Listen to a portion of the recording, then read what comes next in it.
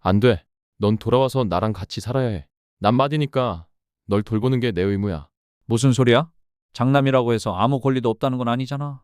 널 더 행복하게 해주는 사람과 살아야지. 7층 아파트에서 상쾌한 오후 한가운데서 말다툼 소리가 울려 퍼졌다. 작은 거실에서 중년 남성 2명, 지훈과 지원이 서로 대치하고 있었다. 둘 다 셔츠 차림에 재킷을 의자 등받이에 걸쳐 입고 있었고 목소리에는 감정이 가득 담겨 있었다. 탁자 위에는 차가운 차 2잔, 수입 과일 바구니 그리고 값비싼 홍삼 농축액 한 상자가 놓여 있었다. 긴장된 분위기였지만 아주 효심이 깃든 모습이었다. 74세의 윤정숙 씨가 가운데 앉아 있다. 머리는 하얗게 빗질되어 있고 스웨터는 낡았지만 깨끗하고 얼굴은 바람에 흔들리는 호수처럼 고요하다. 그녀는 자신의 눈을 믿을 수 없다는 듯 아들들을 하나하나 흘끗 본다. 매달 집으로 부르던 2사람이 오늘 마주 앉아 있다. 그녀를 데려와 함께 살게 하려고 경쟁하는 것이다. 지원은 눈을 반짝이며 미소 지었다. 엄마, 저랑 같이 있어 주세요. 우리 집은 햇볕이 잘 드는 발코니예요. 엄마는 식물 키우는 거 좋아하시죠? 지훈은 보도된 대로 말했다. 아니요. 엄마는 연세가 많으셔서 좀 조용해야 해요. 저희 집은 방금 리모델링을 마쳤어요. 방에는 마사지 의자와 개인용 에어컨이 있어요. 공기도 좋고 엄마 돌보기에도 편리해요. 2사람은 서로 경쟁하며 자신의 이야기를 들려주었고 효심을 표현했습니다. 심지어 검진 예약까지 해놨어요. 다시 오시면 한 달에 한 번씩 휴가를 보내드릴게요. 이제 제 차 뒷좌석에 당신을 위한 별도의 좌석이 있어요. 아내도 다시 오라고 했어요. 정숙 씨는 그저 침묵만 지켰습니다. 울지도 웃지도 않았습니다. 모든 것을 들었습니다. 모든 것을 보았습니다. 하지만 그녀가 듣지 못한 것은 다음과 같았습니다. 40년 동안 살았던 집을 떠나고 싶니? 나와 함께 있으면 행복해? 아직도 우리 가족의 일원이라고 느껴? 그러고 나서 그녀는 찻잔을 조심스럽게 테이블 위에 올려놓았다.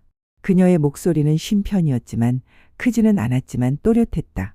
너희 둘이 싸우고 있는데 나눠 가지자. 6개월씩 공평해. 1초, 2초, 3초. 아무도 아무 말도 하지 않았다. 2 아이의 눈이 잠시 멈췄고 시선은 살짝 피했다. 그녀의 가슴 어딘가에 아주 가느다란 틈이 생겼다. 왜냐하면 그녀는 알고 있었기 때문이다. 진정한 효도는 그렇게 큰 소리로 말할 필요가 없다는 것을. 2주 전 강남의 작은 술집에서 술집은 조용한 골목길에 숨어 있었다. 어둑한 노란 불빛, 자욱한 연기, 천장 스피커에서 흘러나오는 재즈 음악과 어우러진 잔 부딪히는 소리. 지훈이 먼저 도착했다. 흰 셔츠를 입고 넥타이를 느슨하게 맨 모습이었다. 술집 구석에 앉아 마치 계산이라도 하듯 테이블을 가볍게 두드렸다. 몇 분 후 지원이 들어왔다. 그는 별다른 말 없이 맞은편에 앉아 시계를 벗어 와인잔 옆에 놓았다. 인사는 없었다. 형제 같은 미소도 없었다. 화제는 오직 하나뿐이었다. 지원이 먼저 입을 열었다. 그의 목소리는 낮았다. 시골에 있는 오래된 집에 아직도 당신의 이름이 적혀 있나요? 지훈이 와인을 따라주며 대답했다. 네, 아직 옮기지 않았어요. 엄마가 그냥 두고 최대한 오래 살아라라고 하셨어요. 지원은 비웃었다. 그 집은 지금 금값이에요. 옆 작은 땅이 8억 5천만 원 가까이 줬다고 들었어요. 엄마 집은 그 2배는 더 비싸요. 둘 다 침묵했다. 그 말은 확인이 필요 없었다. 모두가 그것이 사실임을 알고 있었다. 엄마, 알아요? 지훈은 눈을 내리깔고 말했다. 물론이죠. 하지만 그녀는 그 집을 가까이 두었어요. 그 집을 우리의 추억으로 생각했죠. 잠시 후 지원은 고개를 살짝 기울였다. 그럼 그녀를 키우는 사람이 그녀의 이름을 바꾸도록 설득할 기회가 생길 거야. 정확히. 잔 부딪히는 소리가 울려 퍼졌다. 축하하는 건 아니었다. 2 아들이 암묵적으로 동의했기 때문이었다. 어머니는 때에 맞춰 처리해야 할 살아있는 자산이었다. 지훈은 와인을 한 모금 마시며 먼 곳을 바라보았다. 아내에게 엄마를 위한 방을 따로 마련하라고 할게. 아내는 아직 모르지만 그녀를 편안하게 만드는 방법이 있어요. 잠시 후 지원은 시계를 보았다. 그럼 거래야? 이성적으로 경쟁하고 누가 이기든 나중에 엄마를 설득할 수 있을 거야. 그래. 하지만 너무 노골적으로 말하지 마. 2주 후 그들은 실제로 그렇게 했습니다. 그들은 효도하는 마음으로 엄마를 부양하고 싶다. 는 척하며 다투었습니다. 자랑하고 정당화하고 초대하기 위해 경쟁했습니다. 하지만 아무도 엄마에게 함께 살고 싶은지 묻지 않았습니다. 아무도 묻지 않았습니다. 엄마가 지난 40년 동안 그 낡은 집에서 어떻게 살았는지, 아무도 엄마에게 진정으로 필요한 것이 무엇인지 신경 쓰지 않았습니다. 그리고 그들이 효자 역할을 하는 동안 74살의 할머니는 그저 살짝 미소 지을 뿐이었다.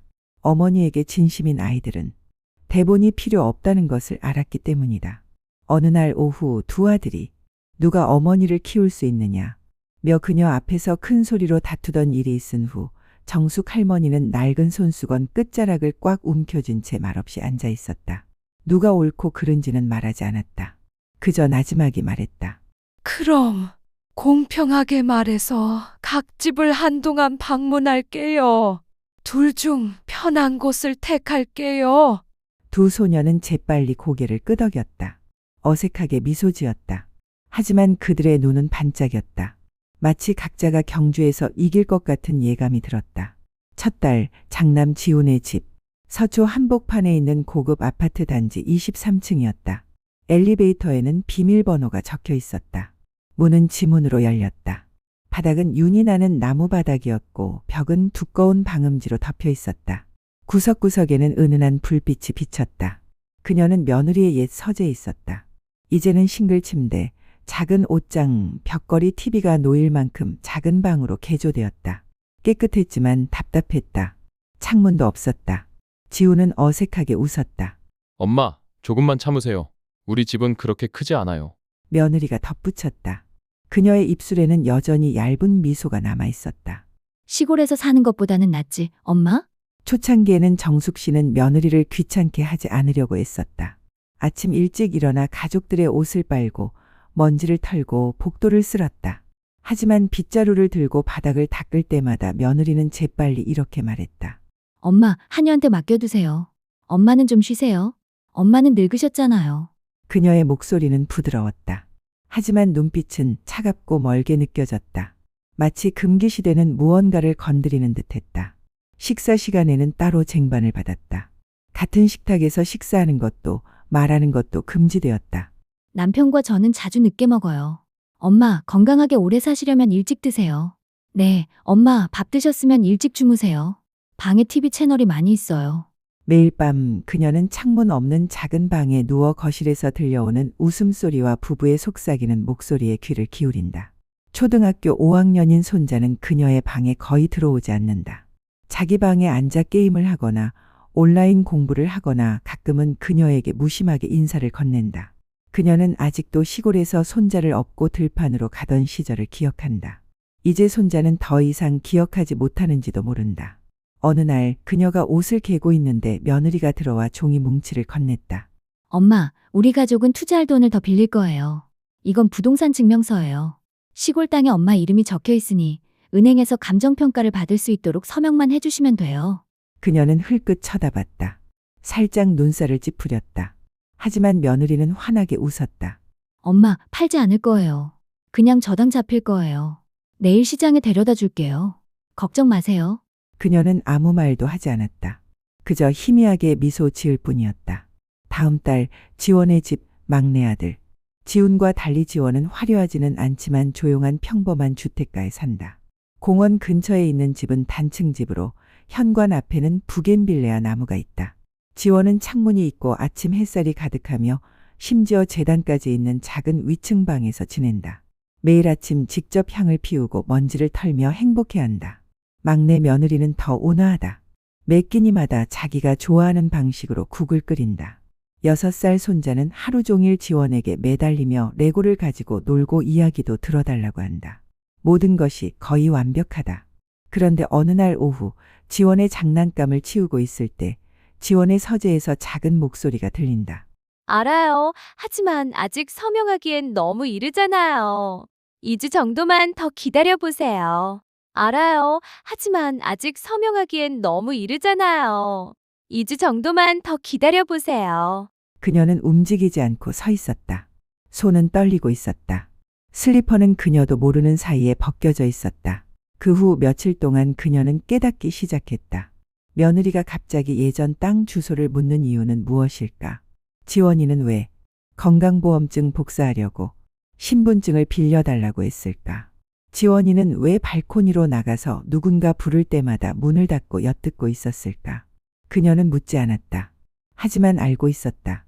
무언가 숨겨져 있었다. 그날 밤 그녀는 일기에 이렇게 적었습니다. 누군가가 당신에게 무언가를 숨길 때 아무리 웃어도 어머니의 마음은 여전히 거짓말을 듣는다. 아무리 좋은 일을 하려고 애써도 그들의 눈은 여전히 계산적이다. 모든 곳이 깨끗하고 불빛이 켜져 있다. 하지만 집이라는 곳은 없다. 늦은 밤 한강변의 작은 술집, 노란 불빛과 자욱한 담배 연기만이 은은하게 비추는 개인실에는 두 남자가 마주 앉아 있었다. 지훈 형과 지원 남동생. 지훈의 손이 떨리며 와인을 따라주었다. 눈은 붉었고 넥타이는 헐거웠으며 셔츠는 구겨져 있었다. 저는 어쩔 수 없어요. 정말 벼랑 끝에 서 있어요. 이번 달에 돈이 없으면 집도 잃고 회사도 잃을 거예요. 지원이 깜짝 놀라 주위를 둘러보았다. 조용히 말하세요. 엄마는 지금 우리 집에 사세요. 무슨 말을 하든 다 들어주실 거예요. 제발 뭐든 간에 이적 서류에 서명만 하시면 끝이에요. 그게 그렇게 쉬운 줄 알아? 엄마는 바보가 아니야. 그냥 조용히 있을 뿐이지. 하지만 모든 걸 지켜보고 있어. 며칠 전에 엄마가 아내한테 너희 둘은 왜 갑자기 엄마를 그렇게 사랑하니? 라고 물었어. 난 웃어넘길 수밖에 없었어. 지훈이 테이블에 손을 콱 내리쳤다. 와인이 옆으로 쏟아졌다. 나도 그 땅 갖고 싶어. 지금 와서 왜 도덕적인 척하는 거야? 엄마가 서명 안 하면 우리 둘 다 잃을 거야. 내가 침묵하는 건 이 땅 때문이 아니야. 어머니는 인간이기 때문이지. 두 아들의 계략에 휘말릴 먹이가 아니니까. 그 말에 지훈은 잠시 멈칫했다. 하지만 그는 한 단어씩 내뱉었다. 지원, 나한테 위선 좀 부리지 마. 어젯밤에 엄마 주민등록증 복사했잖아. 부동산 중개업자한테도 전화했잖아. 아내가 접지 가능 토지 광고 냈잖아. 너도 봤잖아. 공기가 탁했다. 두 사람은 서로를 바라보았다. 더 이상 형제가 아니라 먹이를 놓고 싸우는 두 마리의 굶주린 짐승 같았다. 지원은 의자에 기대앉으며 희미하게 미소 지었다.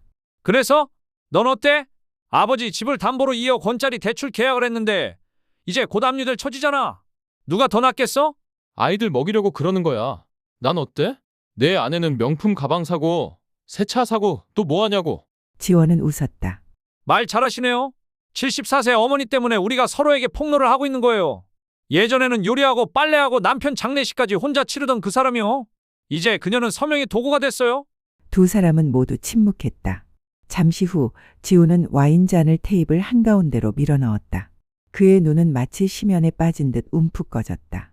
상관없어. 내가 하고 싶은 대로 해. 하지만 엄마가 서명 안 하면 난 망할 거야. 그들이 모르는 사이에 밥 앞 구석에서 젊은 웨이터가 조용히 그들을 지켜보고 있었다.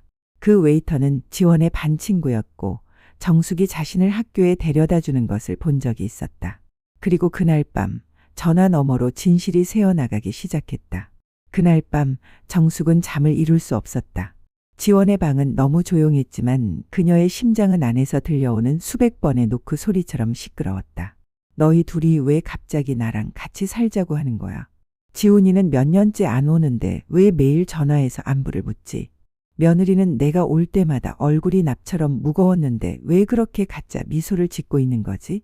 그 질문은 계속 반복되었다. 손자의 책상 위에서 나지막한 전화벨 소리가 들릴 때까지. 자동 녹음 알림이 재생되기 시작했다. 지훈과 지원이 술집에서 만나는 녹음이었다. 나도 그 땅 갖고 싶어. 지금 와서 왜 도덕적인 척하는 거야? 엄마가 서명 안 하면 우리 둘 다 잃을 거야. 엄마가 멍청한 건 아니지만 아직 늙고 약하잖아. 엄마가 마음이 누그러지면 그때 거래를 성사시킬 수 있어. 그녀는 더 이상 서 있을 수 없었다. 그녀의 손이 너무 떨려서 휴대폰이 바닥에 떨어졌다. 부드러운 쿵 하는 소리가 났지만 그 소리는 마치 천둥 소리 같았다. 그녀는 침대 가장자리에 앉았다. 마치 긴 혼수 상태에서 막 깨어난 사람처럼 눈을 크게 뜬 채였다. 그래서 그런 거구나. 너희 둘은 엄마한테 밥 먹이고 싶어 하는 게 아니야. 삼키고 싶어 하는 거잖아. 그녀는 숨을 헐떡였다. 나이가 들어서가 아니라 고통으로 마음이 마비되었기 때문이었다. 예전에는 착하고 친절한 두 아들이 있어서 다행이라고 생각했었다. 힘든 시기를 겪으면서도 그녀는 항상 그 작은 존재가 삶의 방향을 밝혀주는 등불이라고 믿었다. 하지만 이제 모든 것이 무너졌다. 그녀는 찬장으로 걸어가 작은 서랍을 열고 저축 통장과 토지 관련 서류를 꺼냈다. 손은 여전히 떨렸지만 눈은 마르지 않았다. 눈물 한 방울도 흘리지 않았다. 내가 왜 울어야 하지? 내가 다시 약해 보이는 모습을 보여줘야 하고, 사인을 기다리게 해야 하고. 그녀는 발코니로 나갔다. 서울 밤바람은 차가웠지만 가슴을 짓누르는 추위만큼은 아니었다. 다음 날 아침, 지원네 가족이 아침 식사를 하고 있을 때 그녀는 밖으로 나왔다. 백발의 깔끔한 차림새의 파일과 세 겹으로 접힌 종이 한 장을 들고 있었다. 그녀는 그것을 테이블 가운데에 내려놓았다. 그녀는 조용히 지원과 그의 아내를 바라보았다. 어젯밤에 모든 걸 다 들었어. 두 분이 무슨 말씀을 하셨는지 알아. 그리고 왜 두 분이 마치 금을 낳을 수 있는 소를 두고 싸우듯이 나를 두고 싸우는지도 알아. 아무도 숨을 쉬는 것조차 힘들었다. 주방 전체가 얼어붙었다. 난 내가 잘만 살면 내가 날 사랑해 줄 거라고 생각했어. 하지만 난 잊었어. 탐욕에는 이유가 필요 없다는 걸. 그러고 나서 그녀는 몸을 굽혀 조심스럽게 파일을 집어 올렸다. 여기를 떠나겠습니다. 탓하거나 꼬집지 않겠습니다. 하지만 아무것도 남기지 않겠습니다. 그녀는 떠나기 전에 미소를 지었다. 나는 죽지 않았지만 내가 사랑했던 아이들이 어젯밤 내 안에서 죽었어요.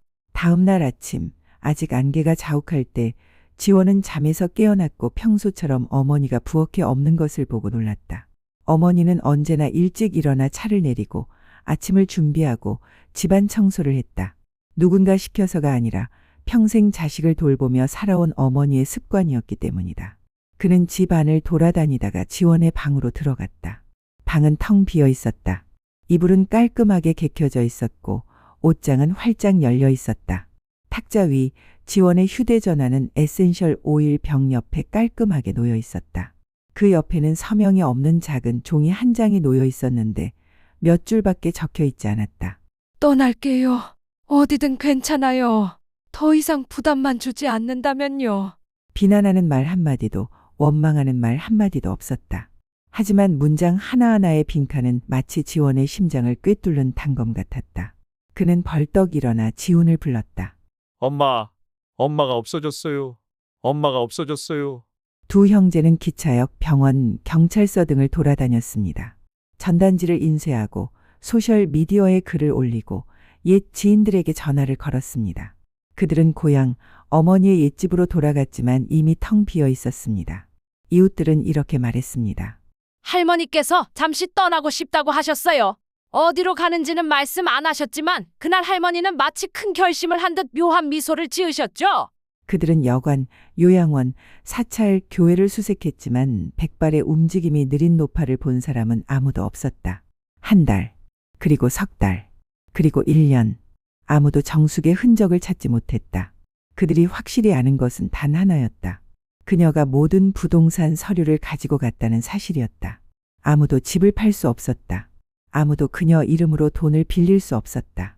아무도 그들이 꿈꿔왔던 얻기 위해 싸워온 유산에 손을 댈 수 없었다. 거의 2년 후 어느 날 지우는 익명의 소포를 받았다. 안에는 사진이 들어있었다. 외딴 산골 마을의 작은 교실 사진이었다. 정숙 선생님은 아이들 사이에 앉아 책을 손에 든 채 부드럽게 미소 짓고 있었다. 장소는 명시되지 않았다. 반송 주소도 없었다. 다만 잉크 자국만 번져 있었다. 난 아직 살아있어. 아직 안전해. 하지만 난 더 이상 내 엄마가 아니야. 정숙 씨는 멀리 떠났습니다. 도망가기 위해서가 아니라 한때 가족에게서 잊혀졌던 자신을 찾기 위해서였습니다. 여러 날 밤낮으로 정처 없이 방황하던 그녀는 마침내 강원도 산골의 작은 마을에 도착했습니다. 그곳은 소나무 숲과 맑은 시냇물 그리고 학교에 가기 위해 거의 5km를 걸어야 하는 학생들만 있는 곳이었습니다. 이곳 사람들은 그녀를 할머니 정, 즉 착한 정 씨라고 부릅니다. 그녀는 과거에 대해 이야기하지 않습니다. 한때 성공한 두 아들을 두었다는 자랑도 하지 않습니다. 그녀는 그저 조용히 살며 외로운 어르신들을 위해 요리하고 아이들에게 읽고 쓰기를 가르치고 매일 오후 창가에 앉아 산 너머로 지는 해를 바라봅니다. 한때 아늑했던 집은 이제 차갑고 조용해졌습니다. 아침에 차를 끓이는 사람은 더 이상 없습니다. 더 이상 슬리퍼의 느린 발소리도 없습니다. 더 이상 묻는 목소리도 없습니다. 너희들 밥 먹었어? 성공한 남자는 둘만 남았는데 각자는 후회를 품고 있었습니다. 그는 어머니를 짐이라고 생각했기 때문입니다.